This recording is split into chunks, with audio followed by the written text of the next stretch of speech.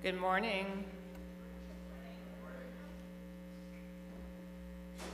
Welcome to this place of community and fellowship where we know that the energy of each of us is heightened and magnified when added to the energy of each other, in person and virtually. I am Susan Morrison Hebble, a longtime member of this church, and our worship associate today is Julia Beckman, also a long time, maybe a longer time member of this church. We are also grateful for the musical talents of Jamie Passman this morning, and I don't know if everybody understands how very grateful we are for our tech team, who seems to be just Gene Schaefer today, so rock on, Gene. He not only makes the service available to everybody watching virtually, but he's made this possible for all of us. We have childcare across the way in the RE building, downstairs and to the left. You can bring your young ones there anytime during the service if the need arises. And as always, we appreciate your placing your electronic gadgets in worship mode. Our opening words today are by Denise Levertov. Intricate and untraceable, weaving and interweaving, dark strand with light, designed beyond all spiderly contrivance, to link, not to entrap, elation, grief, joy, contrition entwined, shaking, changing, forever forming, transforming, all praise, the great web. And now I'd ask you to join us in the Chalice Lighting. The words are on the screen. The members and friends of the Unitarian Church of Hinsdale promise each other to listen and learn together with compassion, curiosity, and an open mind. Stay engaged and participate to create a warm, welcoming, and financially healthy church community. Work together and beyond our walls and to address social and environmental challenges and support our church and its mission with time, talent, and treasure.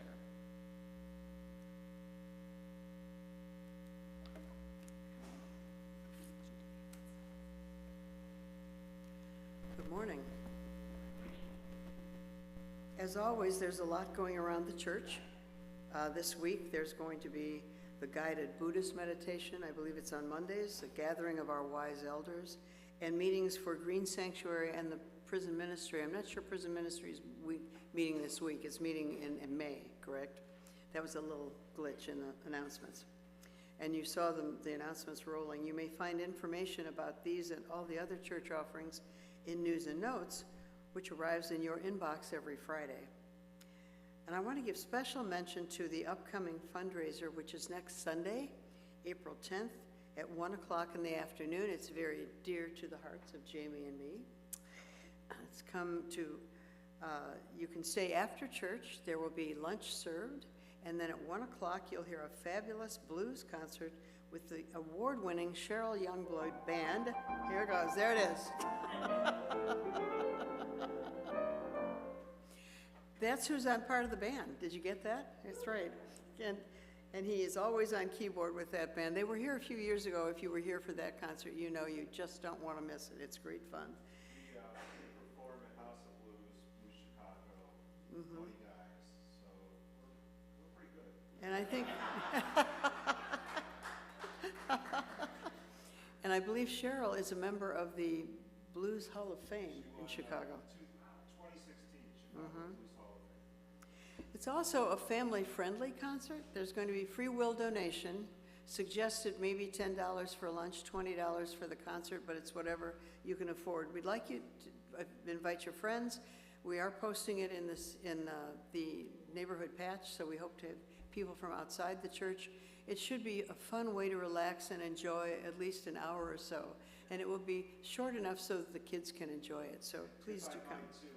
Some of you, if you've never gone to a blues concert or experienced blues, it's way more fun than you might think. Everybody always says to me, wow, I didn't know I liked the blues, but this is great. It's just a good time. And they're great people. She's amazing. It's a great band. And also, along with all of this other excitement, there will be the book fair with our own Debbie Daniel Wayman downstairs. All of the money coming in for all these parts of that concert will go to the church. Some of you may remember that we are still in the middle of our pledge drive. So we hope to see you there. Now, that's that. Excuse me. Please rise in body or spirit and join us now in singing one of my favorite hymns, 38, Morning Has Broken.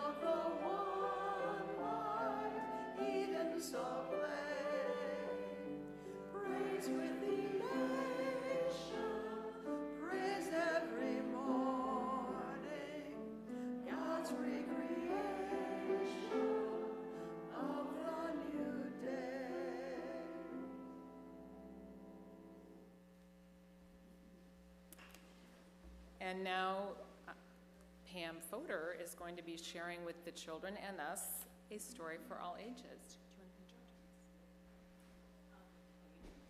Yeah, can you do it? Do this? Yeah.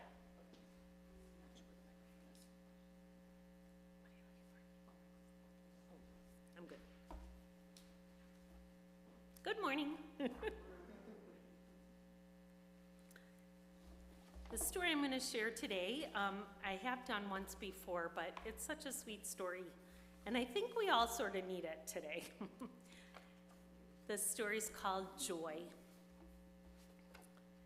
Fern loved Nana. She loved her butterfly cakes, her mantelpiece mice, and her cat, Snowball. But most of all, she loved her smile. But recently, Nana had stopped baking cakes. The mice were dusty, and Snowball was more like a ball of fuzz. Worst of all, Nana hardly ever smiled. "What's wrong with Nana?" Fern asked her mother. "I don't know," Mom replied. "It's like the joy has gone out of her life." "What's joy?" asked Fern. "Joy is what makes your heart happy and your eyes twinkle. Like when we dance after dinner, or when I get the giggles with Ernie, or when I go whooshing down a slide." "Yes, a great big whoosh," said Mom. "Nana deserves whoosh," thought Fern, and if the joy had gone out of Nana's life, then she would bring it back. But where would Fern find it, and how would she carry it to Nana? She searched the house and made a catching kit. A can, a paper bag, a saucepan, a box with no lid, a lid with no box, a fishing net, and a pointy stick. Into Fern's catching bag it all went. That afternoon, Fern and her mother set off for the park. There would be plenty of joy there. No one would mind if she borrowed some for Nana.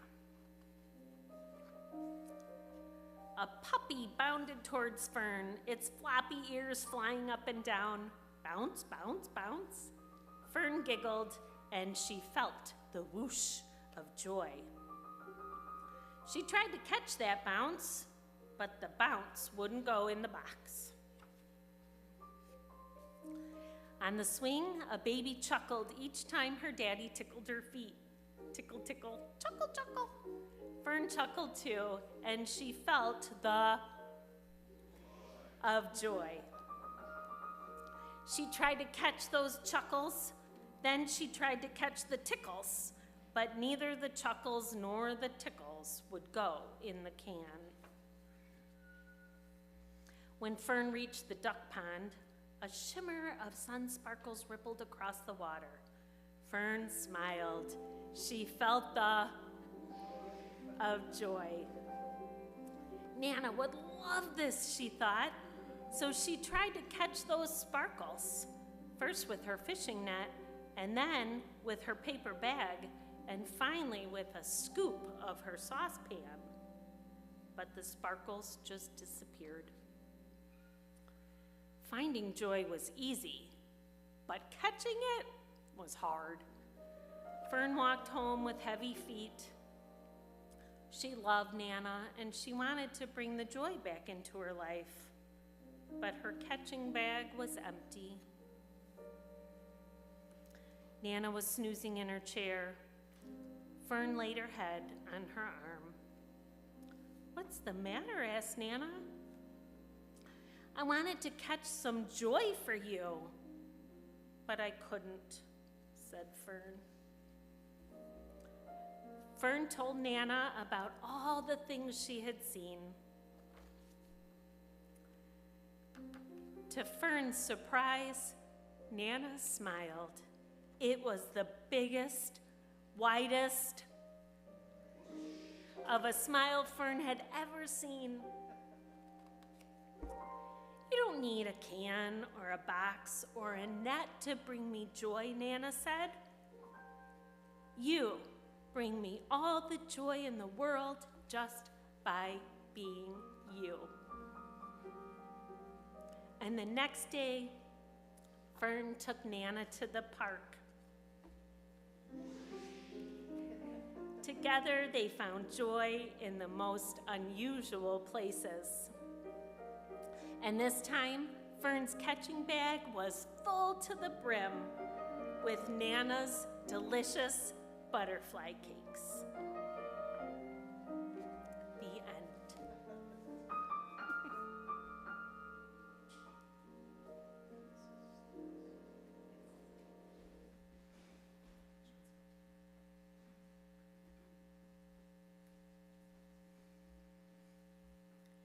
Before we enter into our meditation, we'd like to share.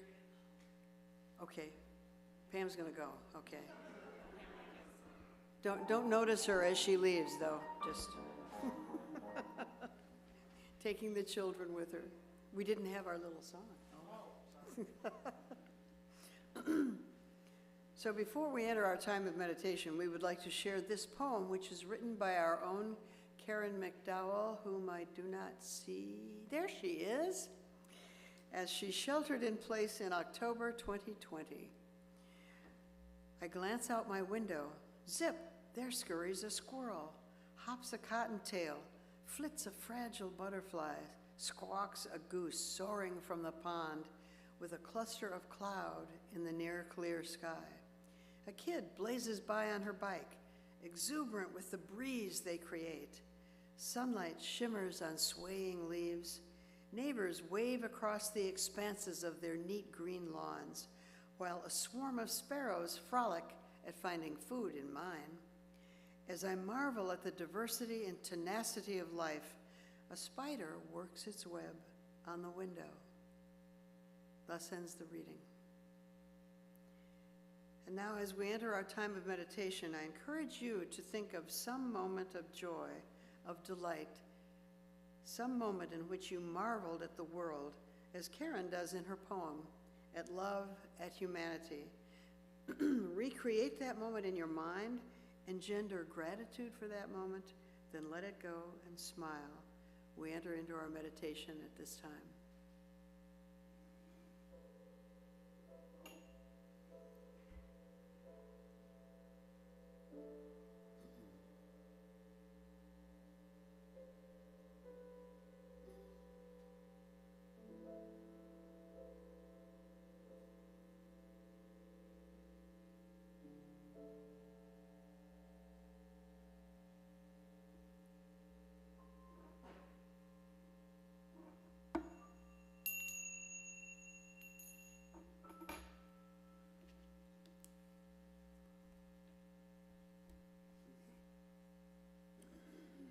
As is our tradition, we honor our joys and concerns. If you have something dancing or weighing on your soul, please feel free to come up and light a candle. If you choose to share your joy or concern, please introduce yourself and do so.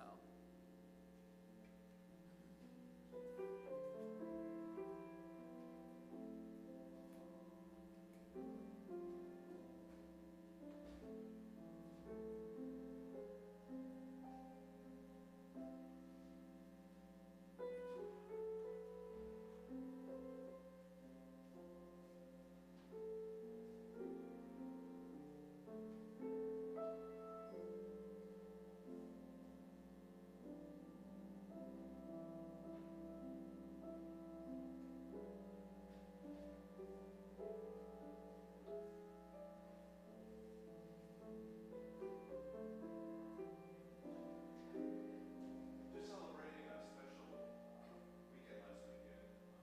Spent time with our daughter, who's in the graduate school in Boston area. Joyful to be here with everyone today.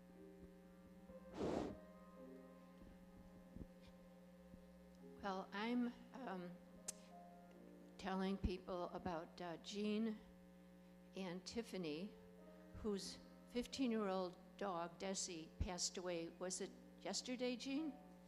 Yeah. He brought joy to everyone, including the veterans at the VA hospital for many years. So sorry.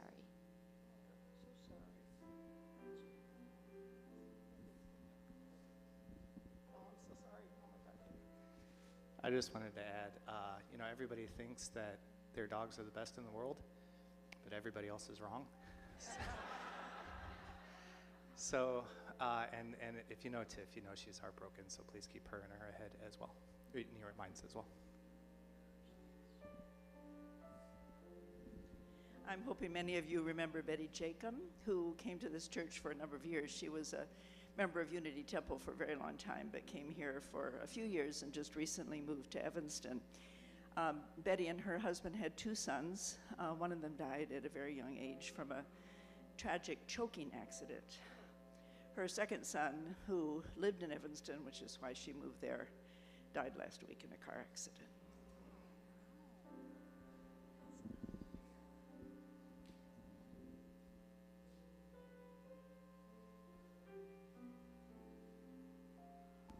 Continuing the string of downers.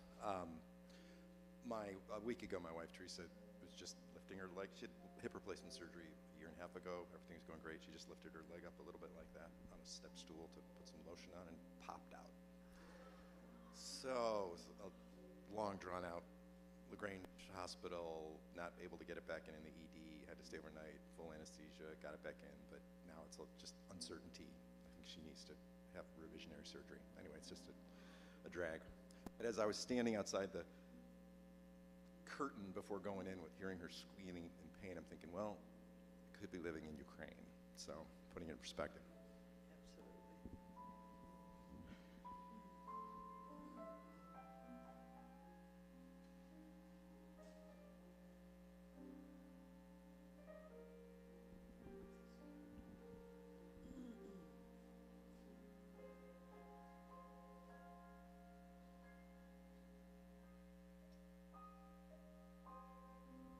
Hi, I'm Dave. Speaking of joy, this Saturday, a number of us, like 18 or so of us from church, went on a forest therapy walk down in the Palos area, in an area that's been designated some dark sky, international dark sky space. Charlie Fisher set it all up, and our own Linda Carlin was one of the leaders of the forest therapy. Hours at night, it was cold, but you could actually see stars, and it was a very beautiful, meditative walk out in the woods. So thanks for Charlie, and thanks to Linda.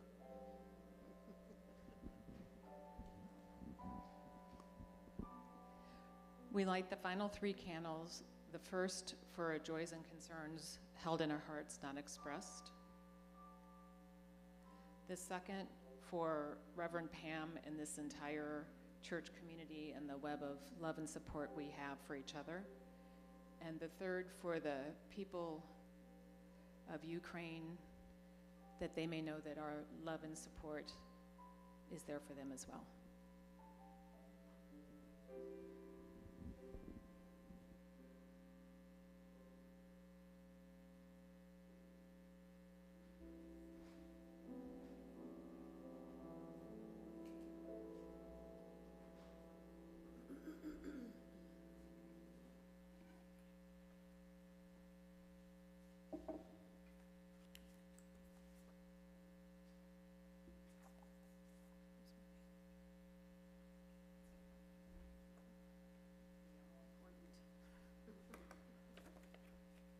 Good morning again.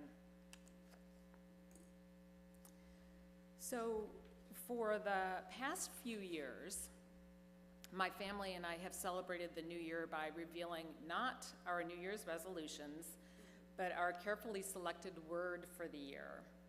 The idea is that resolutions come with lots of heady aspirations and responsibility and almost inevitably disappointment. But identifying a single word as a sort of anchor for the coming year gives one flexibility in how they might apply that word to their lives. This is not a new idea. In fact, we adopted the practice after reading the work of Chicago Tribune columnist Mary Schmeek, who wrote her first word for the year column about 10 years ago. She wrote that the gentleness, that's her word, of selecting an annual guiding word appealed to her, and she came to look at her word as if it were, quote, a friend standing by the side of the road with the map saying, when you get lost, think of me and I'll help you get back on track. Some of our annual words have included embrace, pause, balance, cleanse, simplify. You get the idea. These word selections are both deeply personal and wonderfully universal, and the words may inspire action, guide attitude or outlook, or serve to remind selectors of their core values or aspirations. So, as 2020 rolled around, Jeff, Sophie, Anna, and I shared our words for the coming year without realizing, of course, that a virus was about to shake up our world in unimaginable, unsettling, and frightening ways, and that social and political strife would painfully deepen the cultural divide in our country, and that these crises would dramatically impact and dominate our lives as individuals, as a family, as members of our communities. Blissfully unaware of what lay ahead, I chose the word joy to guide me through 2020. Why joy? Because for whatever reasons, I had a niggling sense that I had lost sight of the pleasures and simplicity of delight, of glee, of appreciation of otherwise inconsequential moments of happiness. I was too much in my own head, too anxious, too serious. For a working definition of joy, I'm going to defer to designer and joy researcher Ingrid Fattel-Lee. And yes, wouldn't it be lovely to be a joy researcher? Fattel-Lee puts it this way: broadly speaking, when psychologists use the word joy, they mean an intense momentary experience of positive emotion, one that can be recognized by certain telltale signs: impulsive smiling, laughing or giggling, and sometimes a feeling of wanting to jump up and down. It's a uniquely exuberant emotion that makes the heart feel both full and expansive. And no, joy is not a synonym for happiness. For context, Lee describes happiness as, quote, a measure of how we feel over time, end quote. Happiness is, as our founding fathers assured us, something to pursue, a goal toward which we aspire, toward which we plan and work, while joy is about feeling good in the moment. So while happiness seems rooted in the intellect and even in calculated action, in moments of joy, we respond physically, emotionally, and instinctively. We may throw our hands up in the air when our team makes the winning basket, or ooh and ah over fireworks in the sky, or light up when a toddler offers us a toothless grin, or dance along to a favorite song. However, as Lee and other researchers point out, while we start out as joyful beings, we are trained from an early age to prioritize growing up and to focus on serious, future-oriented things. Neuroscientist Stuart Brown contends that, quote, as we age, we're told to quit playing around. We have more homework than recess, and we learn that seriousness is prized over joy. As a result, Brown asserts, students today are more knowledgeable than ever, but less spontaneously joyful, end quote. And Brown finds joylessness is akin to depression. Troubled by the myopic focus on the singular goal of measurable, buttoned-up success, Brown founded the National Institute of Play to challenge the idea that cultivating joy is somehow counterproductive to becoming an admirable adult. It's a cool website. I encourage you to look at it. Of course, it's important to care for ourselves and our families, to nurture ambition and personal development, to solve problems and address challenges. But in our earnest efforts to be grown-ups, we often convince ourselves that we don't have time or need for whimsy, delight, play. But isn't it also important to tend to that core self who once enjoyed making snow angels, swinging on the playground swing set, finger painting with all the colors, toasting a marshmallow over a fire in the middle of January under a star-filled sky? I knew when I was selecting my word for 2020 that I was generally happy, but I felt a little depleted in the giggly, grinning, marshmallow roasting, wanting to jump up and down front. So yeah, the year that ordinary life would become impossible, that anxiety would buzz like electricity, that fear, apprehension, and the search for Clorox wipes would dominate each day. You remember 2020 as well as I do. That was the year I began with the promise to seek out and cultivate joy, an emotion that in the best of times is usually seen as self-indulgent, frivolous, and unproductive.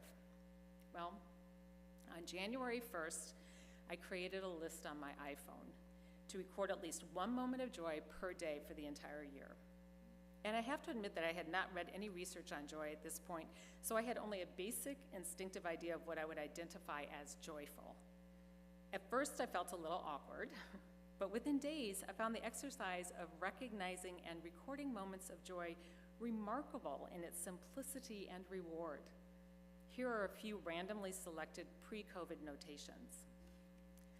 On January 2nd, I cranked up and sang along to Lionel Richie's All Night Long in my car. On January 31st, my doubles partner and I came from behind to win a tough tennis match. There was jumping up and down for that one. On February 3rd, I took note of blue skies and sunshine after 5 dreary gray days. On February 16th, I savored a slice of cinnamon bread, my mom's recipe made by my nephew.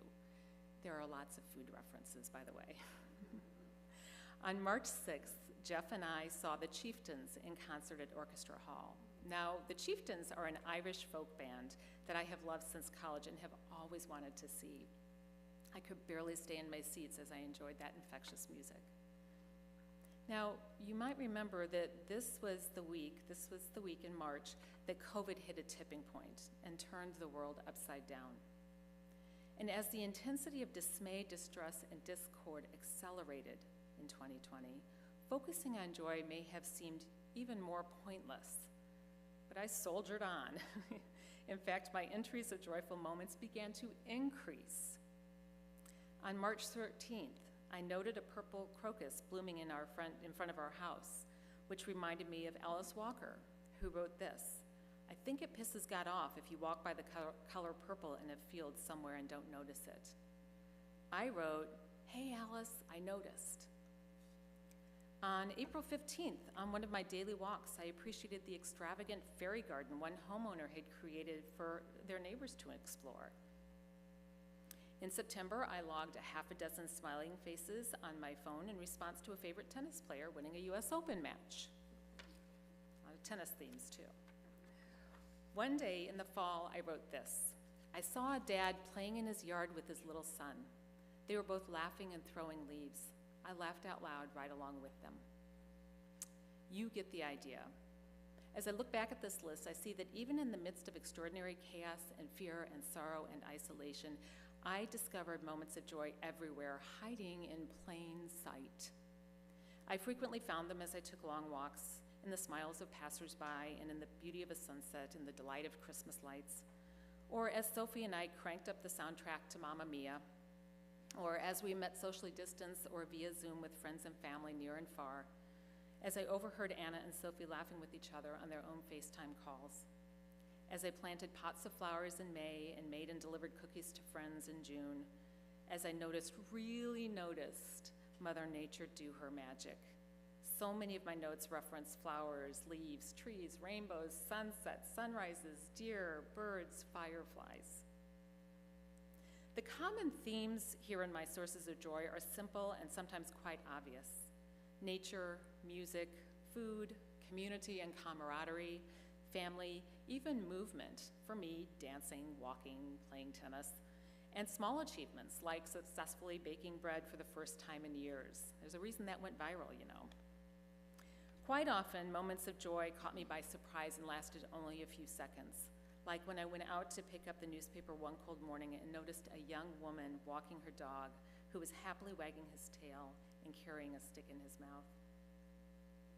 Not many of these joyful moments elicited jump up and down responses, and none of them negated the serious challenges we all were facing. But they all made my heart feel both full and light. They all made me feel grateful for being on this earth in that moment, reinforcing the wisdom of the boss, Bruce Springsteen, who sings, "It ain't no sin to be glad you're alive." Psychologist and spiritual mentor James Barres says this: in Taoism, it's said that life is made up of 10,000 joys and 10,000 sorrows. If we only focus on the sorrow, we're not seeing the full picture. When we open up to the joys, the beauty and goodness around us, we can view our suffering with a wider perspective. Unfortunately, in the process of responding to those 10,000 sorrows, or simply in planning and organizing our lives in the pursuit of measurable happiness, and certainly in enduring a pandemic, we quite often overlook, that's Fattel Lee's term, simple and very accessible delights. But importantly, more and more researchers have determined that seeking and consciously experiencing joy is good for us. It's, after all, not a frivolous, self-indulgent, time-wasting exercise. For tapping into our reserves of joy can boost our sense of purpose, can affirm our own place in the world, can provide a sense of hope and gratitude in the most dire times, can lead to wonderful communal experiences, and can even be a catalyst for community building. In other words, it may seem responsible to prioritize serious things and push off or suppress our impulse toward joy, much as one might shush an exuberant child. But in doing so, we neglect an essential part of our soul, an essential part of our identity, an essential way of relating to the world. Examples of such learned experience resonate, or learned wisdom resonate in some of our favorite stories. I think of Antoine de Saint-Exupéry's Wise Little Prince, who teaches the lost pilot that joy is not material, not tangible. Here's what the little prince says: "People set out on their way in express trains, but they do not know what they are looking for. Then they rush about and get excited and turn round and round and round. But now here is my secret. It is only with the heart that one can see rightly. What is essential is invisible to the eye." And I think of the vain, cynical Don Lockwood, played memorably by Gene Kelly, who sheds his armor of arrogance, hands his umbrella to a drenched passerby, and expresses pure joy and delight, singing in the rain. And what about the ambitious, constrained George Banks, who discovers gleefully the value of flying a kite with his children as magical nanny Mary Poppins looks on? And as he lay mortally wounded in The Hobbit, Thorin acknowledges that his own greed and contempt were counterproductive. To Bilbo he says, "If more of us valued food and cheer and song above hoarded gold, it would be a merrier world." Fleeting as it may be, joy is a rich, multi-purpose emotion. Indeed, my experiment in joyfulness confirmed what I must have known all along, buried deep down inside, that joy is unexpected and transitory and intangible, but it can also open us to immeasurable grace, hope, gratitude, and wonder, which we then may carry out into the world like so much fairy dust. I also realized midway through the year that seeking joy, creating joy, even just acknowledging joy, can be an act of defiance and radical hope in the face of oppression, suppression, or depression. For me, being open to sweet moments of joy gave me a sort of power over the angst and helplessness of the pandemic and the national mood. And I don't think I'm alone. I felt this, for instance, as I noted a group of protesters spontaneously linking arms and singing "Lean on Me" in the wake of George Floyd's murder. And more recently, we all saw this video probably of a young Ukrainian girl belting out the Disney anthem "Let It Go" as she sheltered with her family in a crowded Kyiv subway station. I'm sure everyone here is familiar with Beethoven's astonishing Ode to Joy, the final movement of his celebrated Ninth Symphony. According to biographer Jan Swafford, Beethoven composed the piece in defiance not only of his own failing health, he was going deaf along with other struggles, but in response to political strife in Vienna. And nearly 200 years later, the piece, which Swafford calls, quote, a radical anthem for freedom and peace and humanity, remains a poignant and necessary reminder that even in the darkest of times, there's the potential for joy. Each recognition of joy, at least implicitly, resonates with gratitude and awe for each day, for our connection to nature, to music, to friends, to family, to all of humanity. For these often seemingly inconsequential experiences offer glimpses into what is best and most beautiful about life, affirming indeed the marvelous interdependent web of all existence. As poet Rainer Maria Rilke writes, joy is a marvelous increasing of what already exists, a pure addition out of nothingness.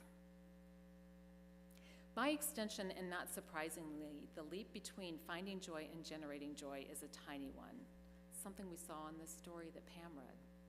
When we experience a joyful moment, chances are we carry that residue, that fairy dust, from the experience onward, with a smile to a stranger under a rainbow in a suburban parking lot, perhaps, or with a note of appreciation to a friend or loved one, or a game of hopscotch with the kids next door. We can even order our little sphere of the world with joyful intention, like the neighbor who created the fairy garden for passersby to explore. So ask yourself not only what joys may you find, but what joys may you offer to the world.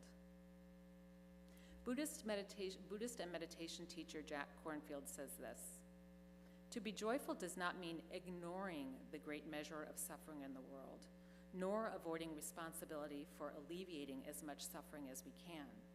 Joy enables us to be a part of the solution to suffering, as it enables us to uplift all those we touch.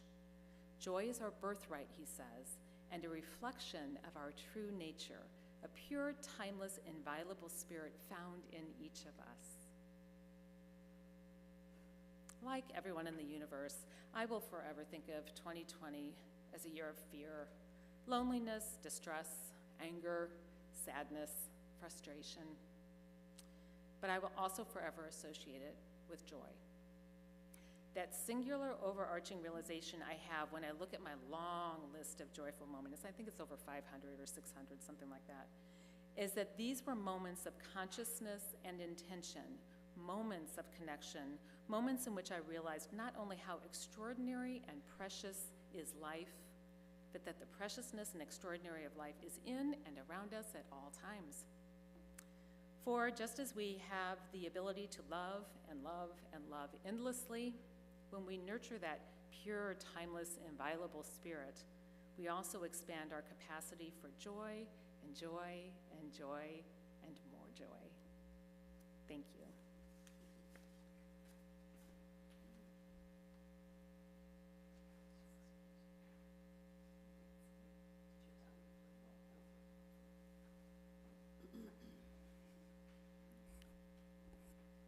One of the ways that we increase community is through the financial support of institutions and resources that are important to us.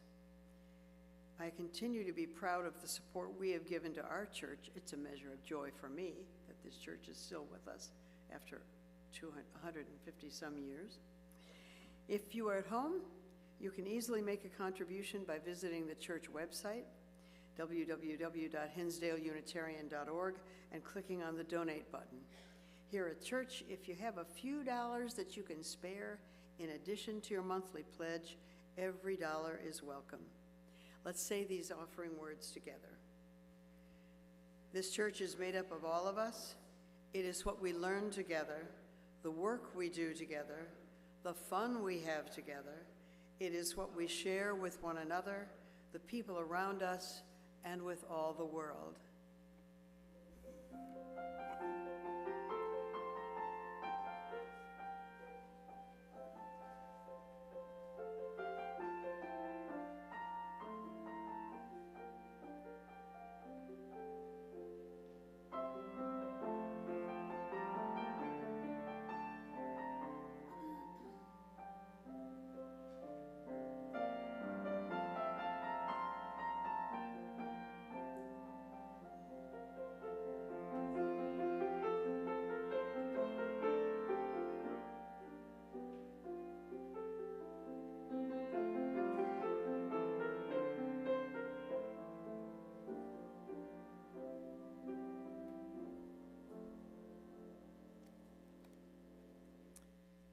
Now, instead of another hymn, I want to share something with you that I feel like encapsulates a lot of my message and that will hopefully bring you some joy, if I can get it to work. Jean, I'm not getting the mouse. The magnificent Jean is going to come to the rescue.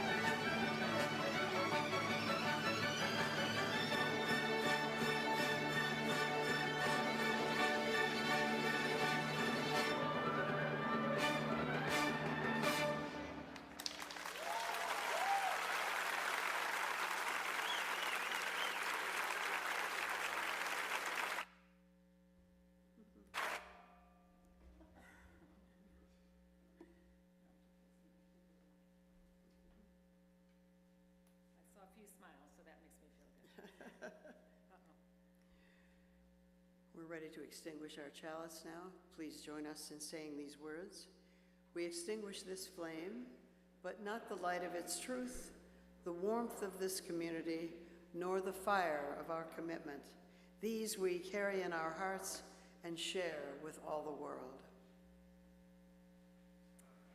Our closing words are from Robert Louis Stevenson, who said, "Find out where joy resides and give it a voice far beyond singing, for to miss the joy is to miss all."